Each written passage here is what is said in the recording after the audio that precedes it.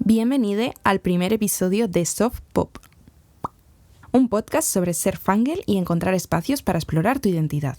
Aquí quiero hablar de música, de cine, de cultura pop, de libros, de cositas de actualidad y bienestar y bueno, un poco también de todas esas cosas de las que creo que no hablamos lo suficiente, pero que también nos definen, porque las cosas que sentimos por cualquier tipo de arte o de contenido también merecen ser contadas desde nuestra perspectiva.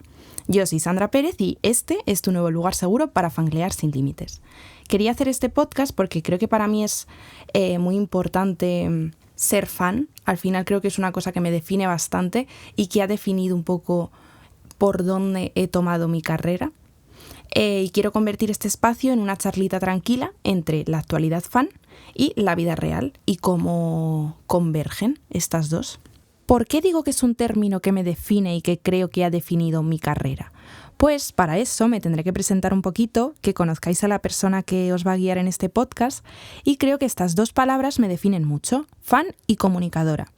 Fan porque siempre que he vivido la cultura, concretamente la música y el cine, la he vivido desde la emoción, desde una implicación absoluta, desde un lugar en el que una canción, una película o una historia pues no solo me gusta, sino que me atraviesa de cierta forma y a lo mejor me acompaña en un momento clave de mi vida. Yo creo que desde que tengo uso de razón me he hecho fan de cosas, ya sean de series de Disney Channel, como igual le pasa a mucha gente en nuestra infancia, o en mi caso en concreto la saga de los Juegos del Hambre, al inicio de mi adolescencia, o por ejemplo One Direction, que fue el pic de mi obsesión. Yo creo que cada etapa de mi vida pues tiene un fanatismo asociado y realmente no creo que eso sea una casualidad. Yo creo que han sido cosas que me han ido conformando como persona y que a la vez que yo tomaba decisiones vitales me han ido como ayudando a tomarlas. Lo voy a poner entre comillas, ¿no? Porque igual no se ve, pero bueno, yo creo que ahora me explicaré mejor. Y es que yo creo que estos sentimientos, esta admiración por las cosas y por el arte o por el contenido, son cosas intrínsecas al ser humano. Yo creo que emocionarse por cualquier tipo de arte o contenido es algo que se repite en todas las épocas de la historia. Siempre ha existido esta necesidad de admirar, de conectar, de sentir que algo nos representa o que algo explica una sensación o una emoción o algo que nos pasa que no sabíamos muy bien. Yo creo que cambian los formatos, cambian los ídolos, cambian desde las pinturas rupestres a One Direction, por ejemplo, pero la emoción es la misma, valga la diferencia, ¿vale? Y bueno, analizando un poco todo lo que me hacía sentir el conectar con cierto tipo de arte o de contenido, me di cuenta de que ser fan pues no solo es consumir, es crear cierta relación con ese sentimiento. Por ejemplo, yo creo que se puede encontrar un refugio, una comunidad y también una identidad. Porque al final estás creciendo de la mano de todas estas historias, de las canciones, de artistas, con fandoms. Y yo creo que todo esto nos ayuda a entendernos un poco mejor, por eso conecta de cierta forma con nosotros. Y para mí llega un punto en el que ser fan de cosas deja de ser solo una pasión y se convierte en una manera de mirar el mundo. Yo creo que para todos esto tiene algún sentido, pero para mí en concreto quería formar parte de este mundo. Así que decidí estudiar comunicación audiovisual para poder acercarme a él, ya sea desde el cine, desde el periodismo cultural o desde la radio. Yo creo que por eso estoy creando este podcast y creo que nace desde ese lugar y esa mezcla de un amor por la cultura y de un deseo por contarla desde dentro, como alguien que la vive, que la siente y que la quiere analizar desde una perspectiva propia. Y creo este espacio íntimo, pero espero que dinámico, donde como fan y comunicadora, pues quiero compartir un poco mis obsesiones, mis ideas, mis opiniones, igual rutinas de vida adulta, pero sin perder la ilusión por nuestros intereses, porque creo que es algo que también pasa mucho cuando vas creciendo, que no tienes la misma ilusión por las cosas, y yo espero que sea algo que nunca pierda. Descubrimientos que tenga, temas del momento, experiencias en eventos culturales, etcétera, etcétera.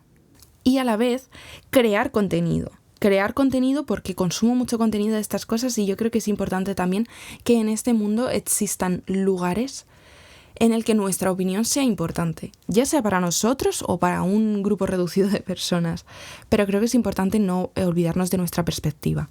Entonces quiero crear esto también con un poco con esa visión.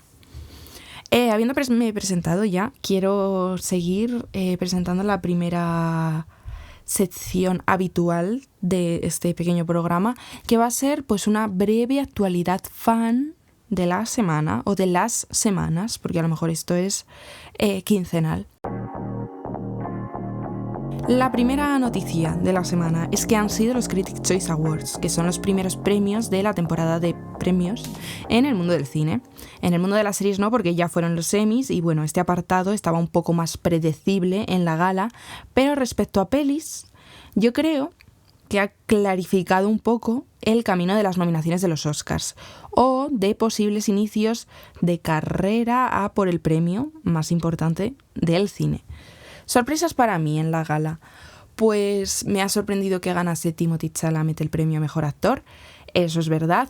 No me lo esperaba. Es verdad que ha hecho mucha campaña. Que cosas como pues que haya utilizado lentillas para emborronarle la vista y que pudiese utilizar gafas de manera más realista, ¿sabes? En plan gafas graduadas para que tenga un sentido narrativo, que utilice gafas ya también como actor. Bueno, todo este tipo de decisiones, que es verdad que ha hecho pues mucha campaña para que vean como lo intenso que ha sido su trabajo, me han parecido importantes. Y creo que ha tenido relevancia a la hora de que él gane.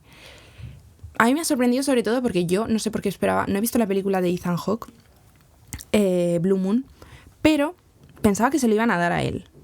Ya por carrera, por trayectoria, por hacer otra peli con un director que le ha consagrado tanto como es Richard Linklater, y me esperaba que fuese hacia Ethan Hawke.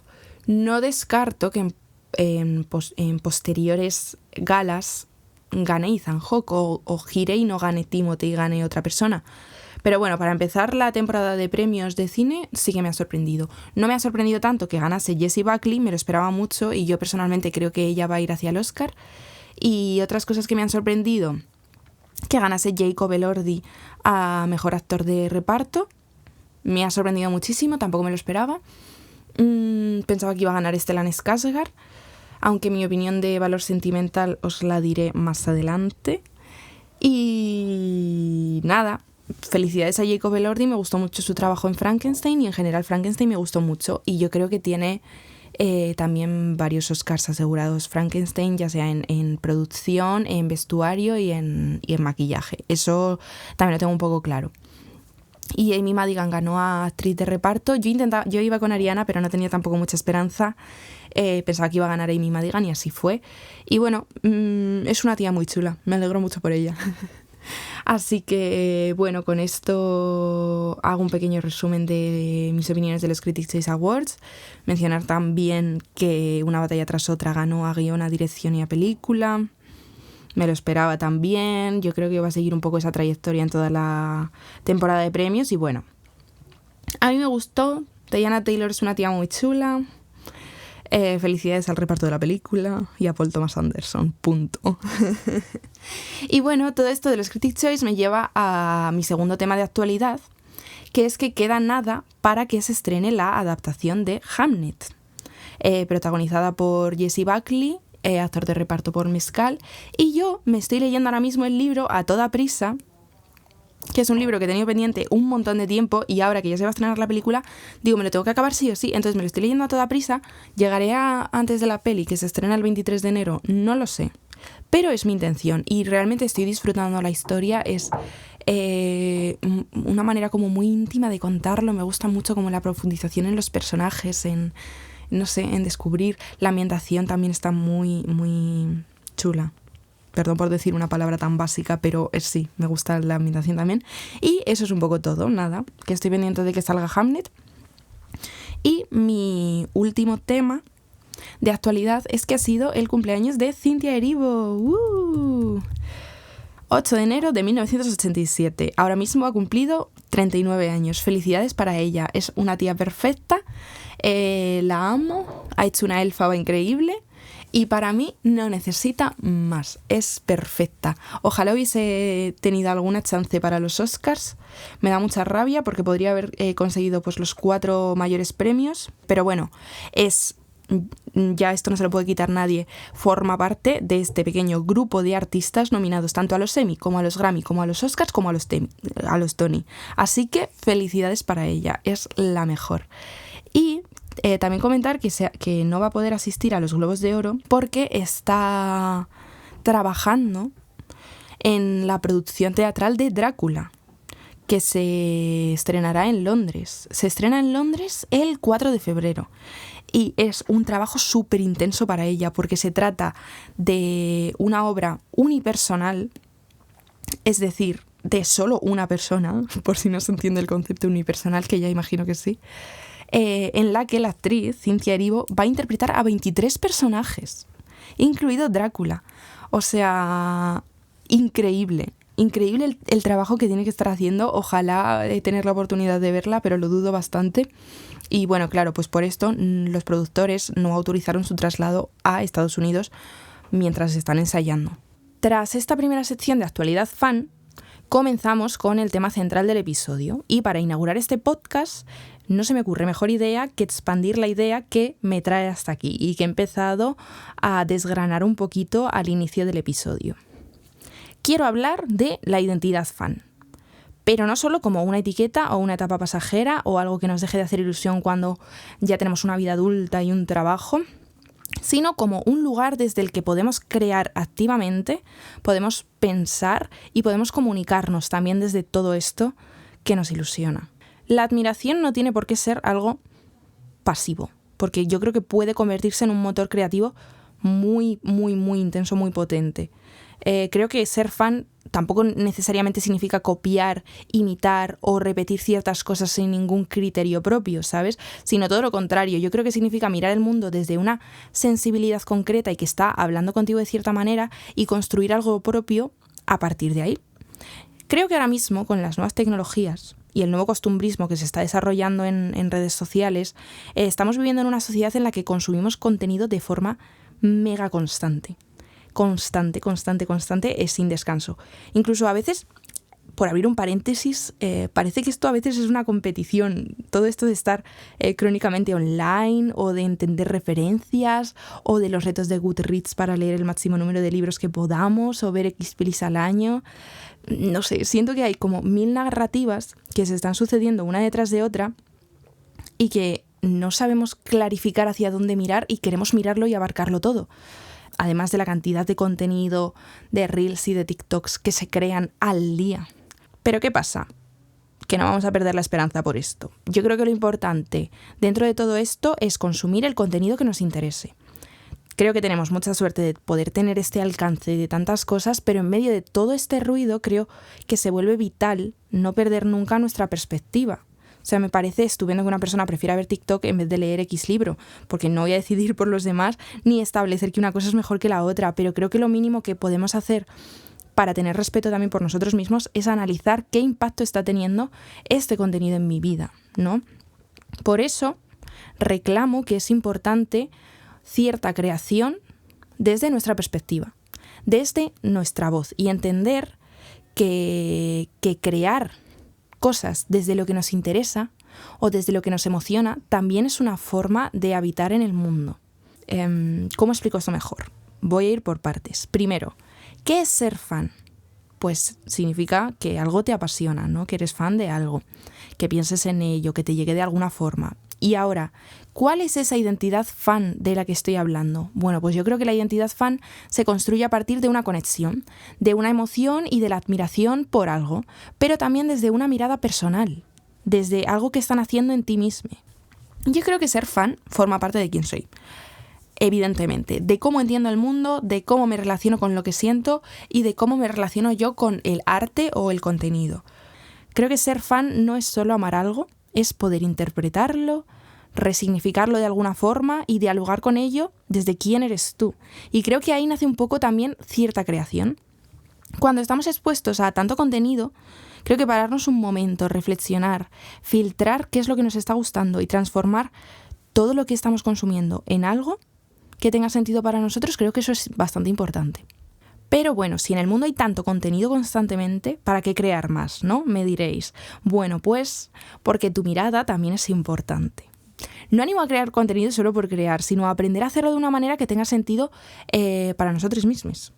Me gusta mucho la frase de que aquello que no se nombra no existe, y aunque tampoco nos la vamos a tomar literal, porque creo que sí que es importante reconocer las cosas para nosotros mismos sin tener que nombrarlo públicamente o no necesariamente a nadie, porque podemos hacer una reflexión propia y contarnos nuestras propias historias en nuestros propios espacios. Creo que sí que es importante reconocerlo de alguna forma, y a mí me gusta crear espacios para todo este tipo de reflexiones. Y creo que esto me lleva al siguiente punto: ¿qué espacios? Y por lo tanto, vamos a definir lo que son las creaciones de las que hablo, porque crear algo no solo es crear algo reconocible como artístico. A ver, todo el mundo sabría de identificar que un libro es una creación artística, una historia, que una canción también, que una película también, que todo esto son creaciones. Pero creo que la creación puede tomar 1000 formas distintas, y muchas veces ni siquiera somos conscientes de que estamos creando algo. Creo que está en la manera en la que interpretamos una historia también, en cómo recomendamos una canción, en un texto que escribimos pero sin ninguna intención de publicarlo, en una conversación con una amiga sobre X contenido que te ha hecho pensar. ¿En qué más cosas se pueden crear? En una playlist puedes crear con X tipo de canciones, hacer un análisis, tener una mirada crítica con algo. Yo creo que al final crear también es ordenar un poco lo que estamos sintiendo, poner palabras a lo que nos está atravesando, para hacerlo existir. Hacerlo existir para nosotros. A esto me refiero cuando digo que lo que no nombramos no existe. Esa frase que he dicho antes. Porque al ponerle ciertas palabras o identificarlo en nosotros, ya lo estamos nombrando de cierta manera. Y así podemos ir construyendo sentido a partir de todas las cosas que consumimos, ¿sabes? No consumir por consumir, sino darle un sentido. Y yo creo que en ese proceso igual no importa tanto como el formato que estemos creando, sino el punto de partida, que es la perspectiva propia. Porque creo que ahora mismo, con todo el ruido que hay, todo un mundo saturado de imágenes, de 1000 discursos, de estímulos diferentes, bueno. Lo verdaderamente valioso creo que ya no es repetir lo que está existiendo por el mero hecho de repetir cierto discurso o cierta visión, sino atrevernos, ¿sabes?, a compartirlo incluso con nosotros mismos desde lo que nos está moviendo y nos está definiendo como fans. No sé si me estoy poniendo súper mega filosófica, pero a lo que me refiero simplemente es que no podemos consumir contenido sin fijarnos realmente en lo que estamos pensando de esas cosas. Voy a empezar a poner como ejemplos. ¿Qué creaciones tenemos? Pues bueno, obviando que desde nuestro sentimiento fan se puede crear claramente merchandising de cosas, hacernos nuestros propios pósters para decorar nuestra habitación, escribir fanfics, que eso al final también es una forma de creación. Creo que podemos empezar por cosas como un poco más factibles, ¿vale? Por ejemplo, un pequeño texto a modo de review de lo que nos ha hecho sentir una película. Eso también es una forma de creación y de identificar algo, ¿sabes? Porque cuando yo, por ejemplo, que utilizo muchísimo la aplicación de Letterboxd, que es para como un diario de las películas que has visto, básicamente cada vez que ves una película la puedes meter y metes la fecha y metes X cosas. Pues leo muchísimas opiniones de películas y me doy cuenta yo de que leo muchas opiniones y estoy formando realmente una opinión propia. Pues también me gusta tener ese pequeño espacio para forzarme a escribir sobre qué he pensado yo en la película. Más formas de creación. Escribir una letra de una canción en una libreta porque de alguna forma ha conectado contigo. Pues también es una forma de creación. Escribirte tus notas sobre el concepto de un álbum que de repente te ha dado 1000 vueltas a la cabeza su significado. Yo qué sé, 1000 cosas así. Yo creo que podemos crear con una voz propia desde estas cosas tan básicas. Y creo que así saldremos un poco del bucle de consumir cosas. No sé si estoy diciendo algo muy básico o algo súper rebelde dentro de cómo está construido el mundo hoy en día, pero jolín, no nos vamos a creer algo o ver algo o a consumir X contenido solo porque el resto de gente lo haga. Creo que podemos indagar en lo que pensamos y en las cosas que hemos aprendido y que nos han ido construyendo para ver más allá. Y para acabar de explicar un poco esta idea, quiero recuperar mi pequeña review de Letterboxd de la película I Saw the TV Glow. Creo que en español se traduce como El brillo de la televisión, literal, de Jane Schoenbrun, ¿se dirá así? Creo que sí.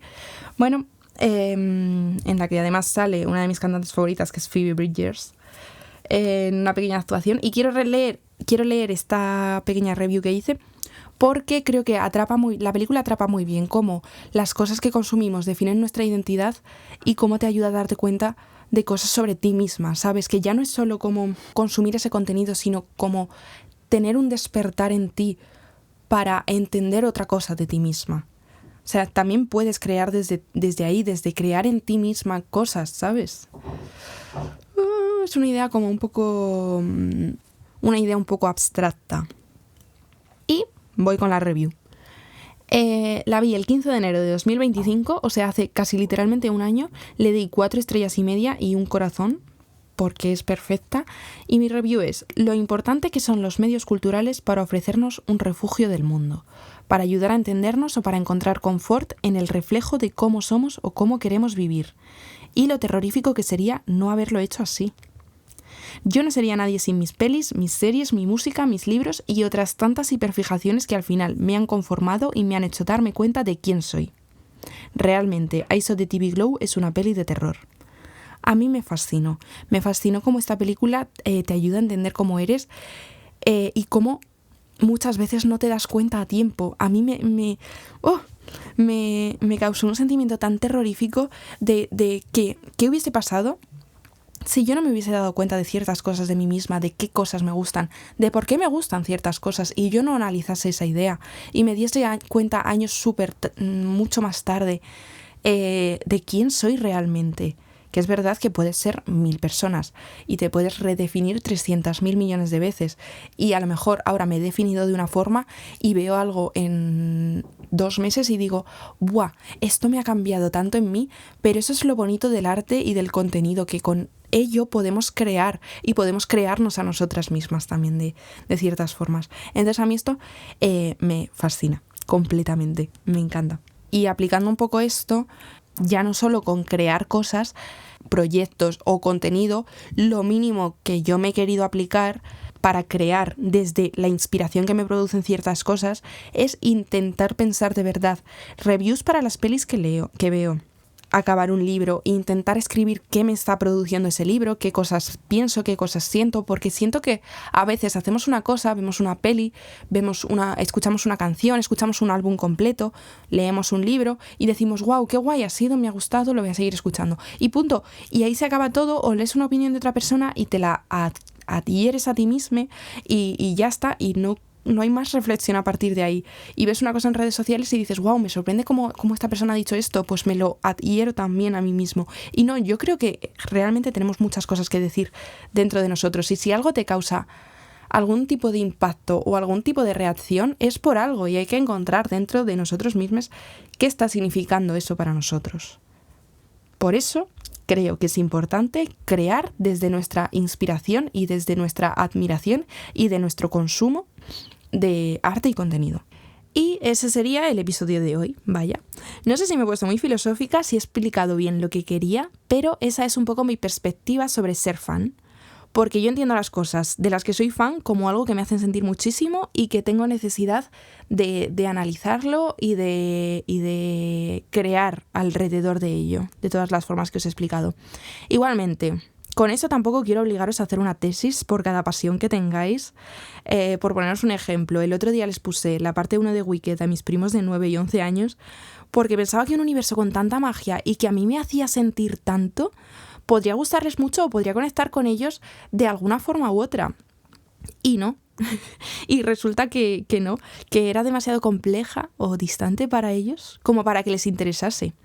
Y efectivamente, no todos podemos tener la misma lectura de las cosas ni el mismo interés. Creo que cada uno pues va aprendiendo las cosas que le mueven, cómo conecta con ellas, y es bonito aprender de intereses de los demás y sentarnos a intentar entenderlos, pero cada uno tenemos nuestras formitas. Y eso es lo que quería decir en el primer episodio de este podcast llamado Soft Pop, que es importante crear y que yo quiero crear este pequeño espacio para encontrar más cosas sobre mí misma y poder crear desde mi inspiración y desde mi admiración por todo el contenido que consumo.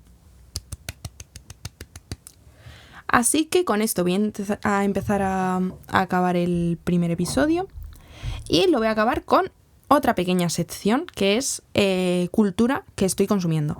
¿Qué estoy viendo? ¿Qué estoy leyendo? ¿Qué estoy escuchando? Recomendaciones. En el caso del episodio de hoy va a ser la música de The Last Dinner Party. ¿Qué pasa? Que yo en un mes tengo el concierto de estas chicas de Last Dinner Party, que son unas chicas británicas chulísimas, con un sonido a pop barroco, místico, espiritual, etc. Absolutamente increíble. Y yo no las dejo de escuchar, y me encanta su último disco. Se llama From the Pyre. Salió el 17 de octubre de 2025 y es su segundo álbum tras el exitoso Prelude to Ecstasy y la canción Nothing Matters. Creo que este nuevo trabajo está construido como una colección de historias como mitológicas. No sé, a mí siempre me suenan mucho a eso. Creo que tienen imágenes muy potentes de fuego, de santos, de paisajes emocionales. Me gusta mucho porque siento como que cada canción es como un pequeño ritual. No sé, me gusta un montón. No dejo de escuchar From the Pyre. Tiene canciones inmensas y también muy íntimas y estoy deseando ver su concierto porque creo que tienen una performance espectacular. Creo que combinan muy bien como cosas teatrales con cosas como súper íntimas y a mí me inspiran un montón ahora mismo. Así que es mi pequeña recomendación. Llegados a este punto, muchas gracias por haber escuchado el primer episodio de Soft Pop. Y bueno, pues nada, os invito a seguirme en Spotify, aquí. Mi Instagram es sandrii_smile con 2 i's en sandrii y 2 e's al final de smile. Un Instagram un poco complejo para las cosas básicas que se ponen actualmente y que quedan muchísimo más guays, pero es lo que decidí cuando yo me creé Twitter con 13 años para empezar a seguir cosas de Josh Hutcherson, Jennifer Lawrence y One Direction, así que ese es el nombre que llevaré de por vida. Y pues nada, muchísimas gracias por haberme escuchado, espero que os haya gustado un poquito y que os haya inspirado un poquito para crear cosas propias. Nos escuchamos en el siguiente episodio, un besito.